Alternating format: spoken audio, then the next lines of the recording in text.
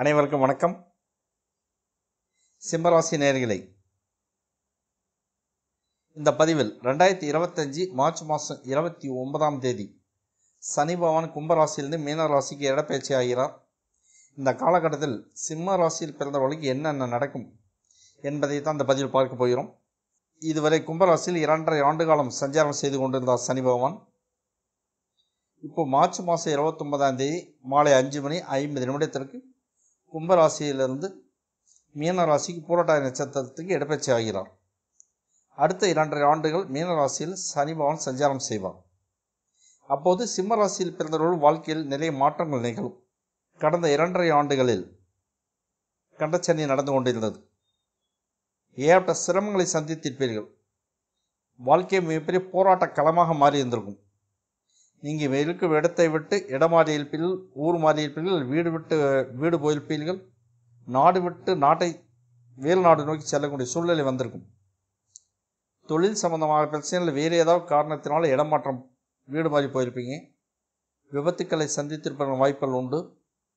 ஆடுகள், மாடுகள், கோழிகள், மீன் பண்ணைகள், இறால் வளர்ப்பு தொழில் செய்து கொண்டிருப்பவர்கள் பெரிய அளவில் சிரமங்களையும் கஷ்டத்தையும் தொழில் இழப்பையும் சந்தித்திருப்பீர்கள். தொழில் பிரச்சனை பெரிய அளவில் வந்திருக்கும். தொழிலாளர்களுடன் கருத்து வேறுபாடுகள், பிரச்சனைகள், லோ ப்ரொடக்ஷன் சந்தித்திருப்பீர்கள். சமூகத்தில் சோசியல் ஸ்டேட்டஸ் ரொம்ப பாதிச்சிருக்கும்.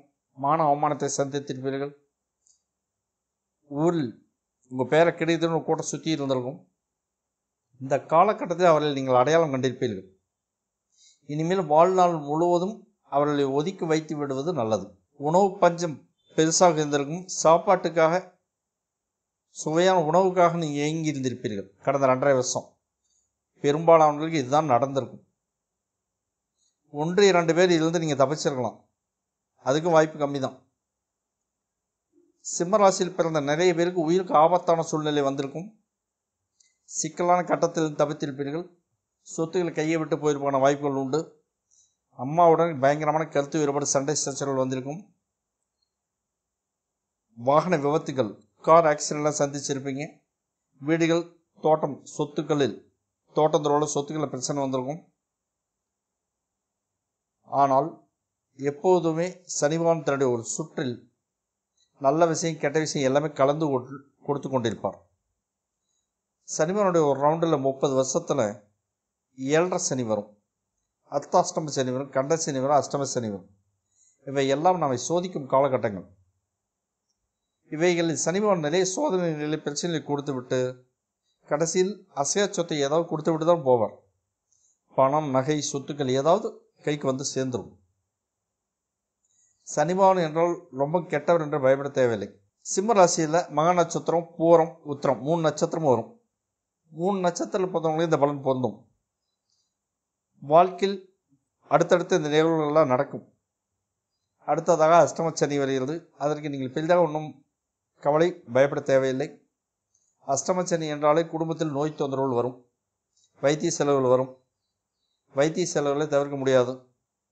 ஆரம்ப காலகட்டத்தில் வைத்தியம் செய்து கொள்வது நன்மை தரும். நோய்களை தீர்த்து கொள்ளுங்கள்.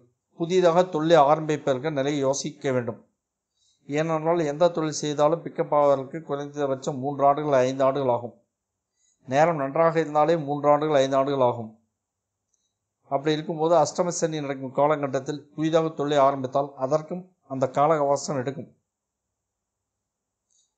உடனே தொழில் நஷ்டம் ஆகிறது, இந்த சமயத்தில் தொழில் தொடங்கி நஷ்டம் ஆகிடுச்சு, பிக்கப் ஆகலை அப்படின்னு நம்ம நினச்சிட்டு இருப்போம். ஆனால் உண்மை அதுவல்ல. தொழில் என்பது சனிபகவான் சம்மந்தப்பட்டது. எந்த ஒரு தொழிலுக்கும் சனிபகவான் சம்பந்தம் கண்டிப்பாக இருக்கும். இந்த சனிபகவான் அஷ்டம ஸ்தானத்திற்கு வரும்போது சனிமான் மிகவும் நிதானத்தையும் காலதாமத்தையும் ஏற்படுத்துவார்.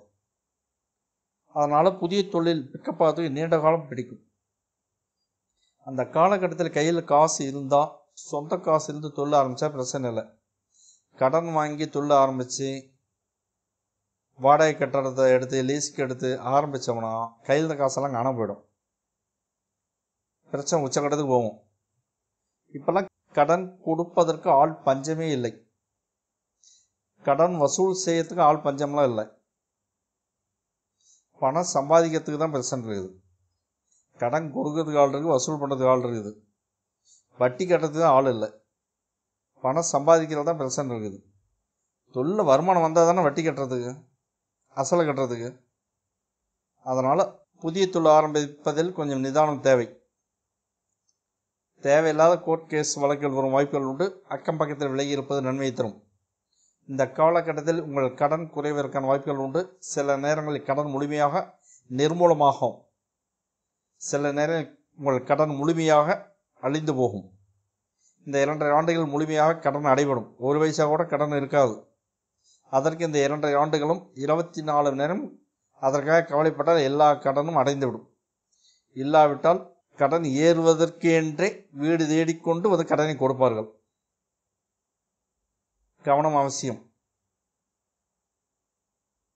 குலதெய்வம் கோயிலுக்கு சென்று வாருங்கள், அதற்கான வாய்ப்புகள் உண்டு. உடம்பில் நோய் தொந்தரவுகள் வருவதற்கான வாய்ப்புகள் உண்டு. அப்பா அம்மா அல்லது உங்களுக்கு சர்ஜரி செய்வதற்கான வாய்ப்புகள் உண்டு. காதல் பின்னடைவை காட்டுகிறது. வரும் 2.5 ஆண்டுகளில் காதலை ஒத்தி வைத்து விடுங்கள், நன்மையை தரும். இல்லாவிட்டால் காதல் plus police station plus court case போகும், அடிதடியில் முடியும். திருமணம் நடைபெறுவதற்கான வாய்ப்புகள் உண்டு. கூடுதல் முயற்சி எடுத்துக்கொள்ளுங்கள், திருமணம் நல்லபடியாக நடந்தேறும். திருமண விஷயத்தில் 3ஆம் நபர் தலையிட்டு தவிர்த்து விடுங்கள். இல்லாவிட்டால் திருமணம் தடை ஏற்படுத்தி கொண்டே இருக்கும். இது ஒரு பக்கம் இருக்க, இந்த காலகட்டங்களில் மனக்குழப்பம் அதிகமாக இருக்கும். தொலைதூர பயணம் அதிகமாக இருக்கும். அதிகமான பயணத்தை நீங்கள் சந்தித்தாக வேண்டும். மற்றபடி தொழில் எப்போதும் இயல்பு நிலையில் போய்கொண்டிருக்கும். சடனாக நிறுத்த வேண்டி வராது. அதே சமயத்தில் பெரும் கனரக தொழில்கள், பெரும் தொழில்களில் கூடுதல் உற்பத்திக்கான வாய்ப்புகள் மிக குறையும். இயல்பு உற்பத்தியை விட சில நேரங்களில் உற்பத்தி இன்னும் மிக குறைவாக வரும். பணவரவு ஏற்றத்தாழ்வுடன் போய்கொண்டிருக்கும்.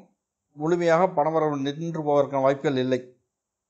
உயர்கல்வியில் மிக சிரமங்களை தாண்டி உயர்கல்விக்கு போக முடியும். சிறு சிறு தடைகள் வந்து கொண்டே இருக்கும்.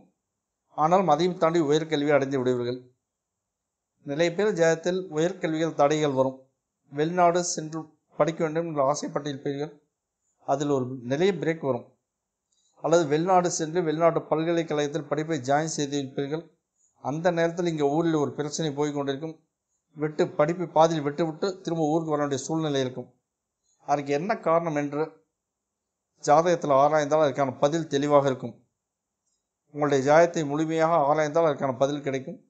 வெளிநாட்டில் படிப்பு தொடருமா தொடராதா என்பதை முடிவு செய்யலாம். உள்நாட்டிலே முடிக்கலாமா என்பதற்கான பதில் தெரிந்துவிடும். வேலையும் உள்நாட்டிலே செய்யலாமா அல்லது வெளிநாட்டுக்கு போகலாமா என்பதற்கும் ஜாதகத்திலே பதில் இருக்கும். ஜாதகத்தை தெளிவாக ஆராய்ந்தால் இதற்கான பதில் கிடைக்கும். அதேபோல் ஐடி தொலைத்தொடர்பு துறையில் இருப்பவர்களுக்கு அதே கம்பெனியில் உயர் பதவி கிடைக்குமா அல்லது கம்பெனி மாற வேண்டி வருமா அல்லது வெளிநாடு செல்வதற்கான வாய்ப்புகள் உண்டா இல்லையா என்பதற்கும் ஜாதகத்தில் பதில் இருக்கும். அஸ்ட்ரோ மாங்குடி தான் யூடியூப் சேனலை சப்ஸ்கிரைப் பண்ணுங்கள், பெல் பட்டன் அழுத்துங்க, லிங்கை ஷேர் பண்ணுங்கள். நம்ம யூடியூப் சேனலில் மெம்பர்ஷிப் ஜாயின் பண்ணிங்க. லக்ன பலன்கள் உங்களுக்கு கிடைக்கும். பலன்கள் மிக சிறப்பாக இருக்கும். ஒவ்வொரு மாதத்துக்கு என்னென்ன பலன்கள் நடக்குங்கிறத நீங்கள் தெளிவாக தெரிஞ்சுக்கலாம். அதை வச்சு அந்தந்த மாதம் என்ன பண்ணலாம் பண்ண வேண்டாங்கிறத நீங்களே முடிவு பண்ணிக்கலாம். இந்த வீடியோ பதிவுகள் உங்களுக்கு பயனுள்ளதாக இருக்கும் என்று நான் நம்புகிறேன். மீண்டும் நாம் அடுத்த பதிவில் சந்திப்போம். நன்றி, வணக்கம்.